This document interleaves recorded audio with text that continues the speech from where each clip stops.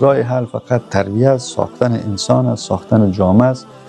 و انسان که ساخته شد خداوند خودش میفرماید، میگه ان الله لا یغیر ما بقوم حتی یغیروا ما بانفسهم.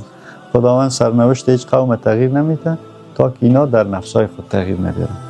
وقتی که ما نفسای ما تغییر کرد، از این حالتی که فعلا داریم، چشم به ناموس مردم، چشم به جیب مردم، چشم به دارایی مردم، تا دروغ پیدا کنیم، راست نمیگیم، دیگر ریاکار، چلباز، هنرباز، خلاصه 4 عیب شرعی. چقدر مشکلات از در کشور ما.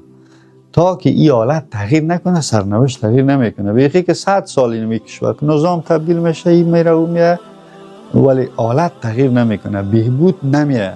بهبود چه وقت میگه آدمایش تغییر کنن، انسان‌ها شریف شوه، انسان‌ها خوب شوه، باز خدا هم شرایطشان خوب میسازه. یکی چرا هم به سادگی است دیگه، فرمول بر شما روشن است. اینمی ما شما تغییر کرده باشیم، حالت باطنی ما تغییر کرده باشه که در بین ما شما می کمک هیچ کس به کس نکنه، ولی ضرر لااقل نرسونه.